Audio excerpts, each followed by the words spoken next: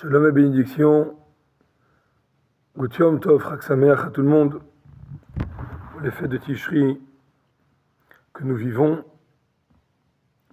la fête de Sukkot qui s'approche, et comme d'habitude, on prie encore pour la Géoula, des otages et de tout le peuple juif, avec la venue du Melech HaMashiach immédiatement. Donc nous avons parlé dans le cours précédent de Kadesh Atzmecha Bemutar Lach. Sanctifie-toi avec ce qui t'est autorisé. En effet, il y a l'obligation de la Torah de ne pas faire ou consommer ou parler de choses interdites, mais il y a aussi l'obligation de la Torah de travailler sur soi-même dans des choses qui nous sont autorisées. Et on a parlé de ce Benoni qui pour lui ne pense même pas à faire une avéra, une transgression, mais il pourrait avoir une faiblesse à cause de la lourdeur de son cœur, qui n'arrive donc pas à lutter contre le mauvais penchant lorsqu'il s'agit de choses autorisées, mais non recommandées ou non nécessaires, et donc dans ce cas-là, ça pourrait être considéré comme un petit péché que de le transgresser. La même chose pour la mitzvah de tzedaka, que parfois on donne la tzedaka, on donne ce qu'il faut à la tzedaka, le minimum, mais on ne travaille pas sur nous-mêmes pour nous dépasser. Ça, c'est le problème. C'est quoi la solution? Alors, on va continuer aujourd'hui, toujours dans le Perek Raftet, on va voir la solution. Vezot hi etza yitzua bezohar kadosh. Voici le bon conseil, le conseil donné par le Zohar Kadosh quant à ce bouchon qu'il y a dans le cœur qui empêche mon cœur de ressentir le divin. Il est dit comme ça dans le Zohar Kadosh. De Amarav metifta began Eden. Comme ça, il a dit le directeur, si on pourrait parler ainsi, de la yeshiva dans le Gan Eden, dans les cieux. Ahad le salik beneora, ce bois dont le feu ne monte pas. Vous savez, quand on veut allumer une cheminée, alors on met des bûches de bois, puis on essaie de les allumer avec des allumettes, ça marche pas, ça prend pas. Pourquoi? Parce que c'est trop gros par rapport au feu. Alors qu'est-ce qu'il faut faire? Mais va de chinler. On va le couper en deux. On va le couper, on va le frapper. Ça va casser des brins, ça va faire plein de petits bouts de bois. Et avec ça, le feu il va partir. Quand il y a des petits bouts de bois. Continue le Zohar et dit Goufa de l'osalik beneora de nishmata, un corps dont le feu de la neshama ne prend pas, mais va tchinechule. Il faut le casser aussi en plusieurs. Alors attention, nous n'avons pas comme façon de servir Hachem de casser le corps dans le sens littéral, de faire que le corps ne soit pas en bonne santé. On ne doit pas jeûner de trop, jeûner tout court quand on n'est pas obligé. On ne doit pas négliger sa santé, au contraire. Et avoir un corps en bonne santé fait partie des chemins de Dieu. Mais on va voir exactement ça veut dire quoi. Pirouche. Nehora dinishmata, que veut dire le feu de la neshama? Chez Or Neshama ve'asechel, ça veut dire que la lumière de la neshama et l'intellect qui est clair, qui nourrit la neshama. Cette partie de la neshama qui descend, qui rentre dans le corps, Eno meir kolkar, il n'éclaire pas tellement, l'imshol al-khumriyut shebegouf, pour dominer sur la grossièreté du corps. Lui, il ne fait pas comme ça.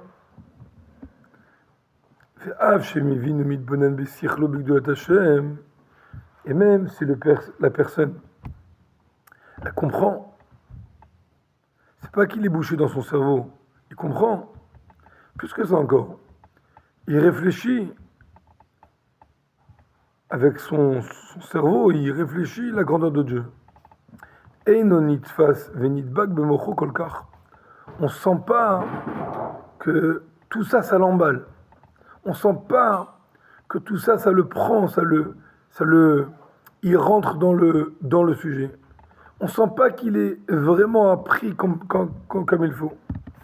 Ça veut dire quoi? C'est-à-dire qu'il y a un bouchon dans le cœur qui fait que bien qu'il ait compris, et bien qu'il ait réfléchi, et bien qu'il ait fait tout ce qu'il faut faire, qu'on nous a dit de faire pour ressentir l'amour d'Hachem, lui ne ressent pas. Et donc, s'il ne ressent pas, alors il n'a pas cette maîtrise du corps comme il se doit, l'imshol al-khumriyut alev, pour pouvoir dominer la grossièreté de son cœur, mahmat khumriyutan vegasutan, à cause de leur grossièreté et de leur matérialité, le côté animal qu'il y a dedans. Si le cerveau il avait compris comme il faut, alors on aurait réussi à agir sur nous. Mais le fait que ça agisse pas, c'est parce qu'il y a quelque part un bouchon, il y a quelque chose qui bouche. Dans le cœur, il y a quelque chose qui bouge. Et donc lui, il a peut-être compris, il a peut-être même réfléchi, mais c'est pas assez pour pouvoir percer le cœur. Véasiba.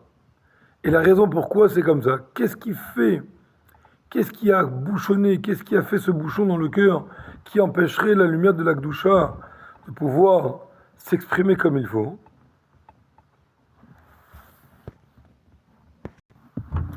Donc, si le Nefesh Elokit est tellement fort, pourquoi lui, il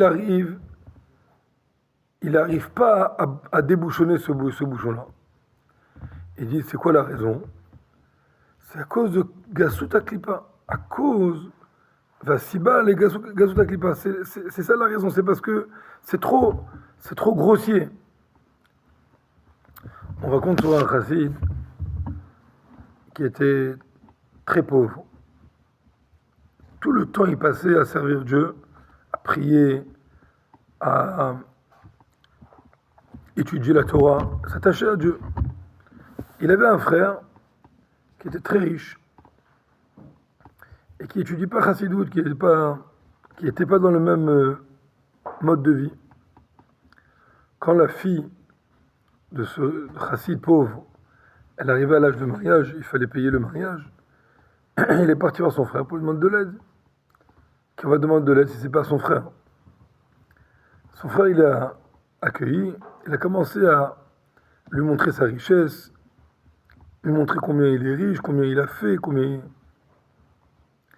Et il parlait que de lui. Et le frère Chassid, il avait beaucoup de mal à supporter cette grossièreté.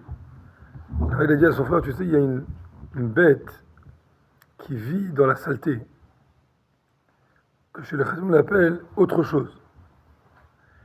Et cette bête, elle plonge complètement dans la saleté. Elle laisse juste le bout du nez sortir de la saleté, juste pour respirer un petit peu d'air. Qu'est-ce qu'elle fait? Elle a une question. Hachem, pourquoi tu fais que mon nez ne peut pas aussi rentrer dans la saleté? Ça veut dire qu'il a voulu lui montrer que cette grossièreté qu'il a, elle fait qu'il ne pense qu'à lui, il est complètement à l'intérieur de la saleté, comme cette bête qui est complètement dans la saleté. Pourquoi? Parce qu'en vérité, la grossièreté de notre corps, elle peut nous emmener à empêcher qui que ce soit de pouvoir ressentir le divin. Chez Makbiyat Ma, alors Gdushat Nefesh Elokit, parce que cette grossièreté, elle se lève face à Nefesh Elokit, à l'âme divine, ou Masteret ou Mamshicha Ora, et elle cache, elle bouche, et elle obscurise la lumière. Tout ce qui est lumière, elle fait tout pour l'enlever. La zot, c'est pour ça que la première chose qu'il faut faire, c'est la casser. Dehainu, l'ikvoa itim, les hashpilatmo. Ça veut dire quoi concrètement? Ça veut dire qu'il y a des moments où il faut savoir réfléchir à soi-même et voir la petitesse de notre corps. C'est vrai que la chassidoute en général n'a pas comme façon de faire de descendre ou de mépriser ou de relever le mal d'une personne. En général, on relève le bien d'une personne, le potentiel qu'il a de monter et de satisfaire Hachem, toutes les forces qu'un homme il a pour pouvoir augmenter. Le problème, c'est que des fois, on est attaché par le bas. Alors, il faut couper la chaîne, il faut faire quelque chose. Alors, pas tout le temps, parce qu'on ne peut pas vivre dans la peine ou dans l'angoisse ou dans la tristesse tout le temps. C'est pas possible de vivre comme ça. Mais de temps en temps, il faut savoir se regarder dans un miroir et voir un petit peu tout le mal qu'on incarne. Parce que si on ne détecte pas le mal, on ne pourra jamais le relever. Alors il nous dit, de temps en autre, il faut savoir se regarder et voir la vérité, combien on est bas, combien on est grossier.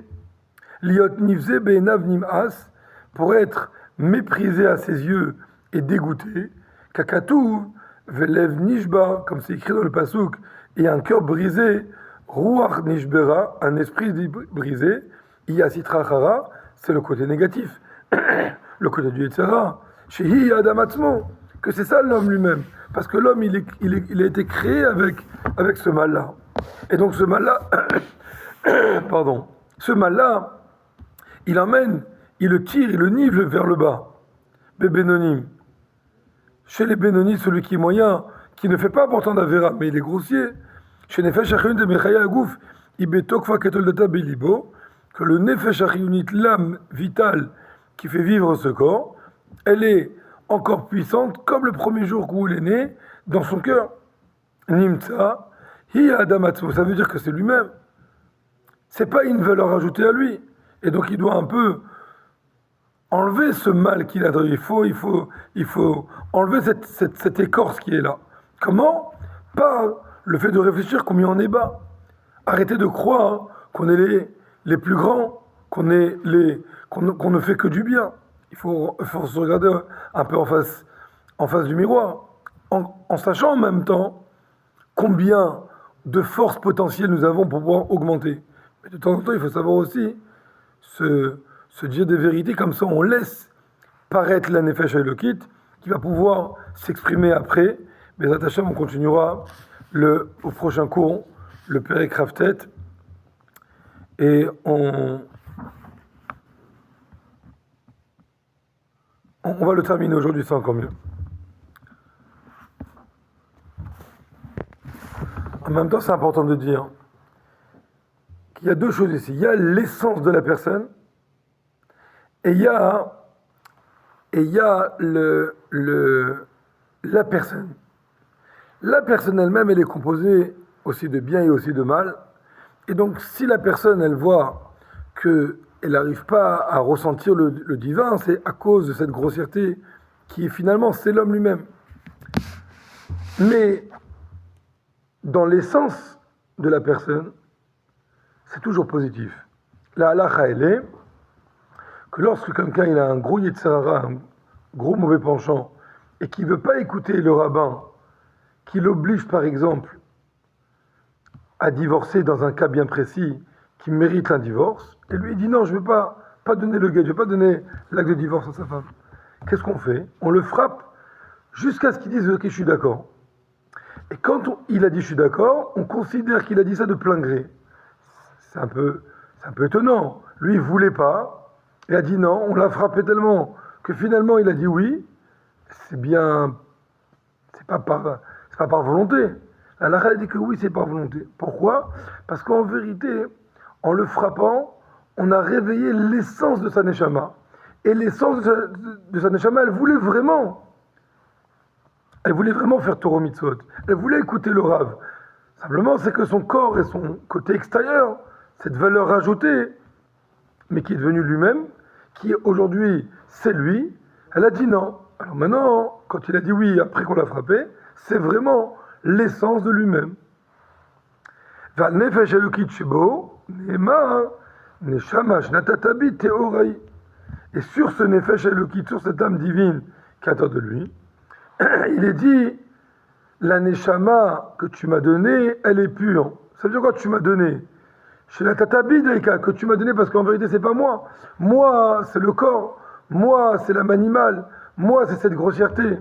Et à l'intérieur de moi tu m'as mis neshama comme une valeur ajoutée, Chez Adam Atzmon Neshama Torah, ça veut dire que l'homme lui-même, ce qu'on appelle l'homme, c'est pas la neshama, c'est le corps, c'est le nefesh abémit. Et c'est lui qu'il va falloir casser en petits morceaux pour laisser la neshama pouvoir s'exprimer Bezat Hashem. Et donc, si Dieu veut, pour le prochain cours, on continuera à partir du Kihim Betzadikim.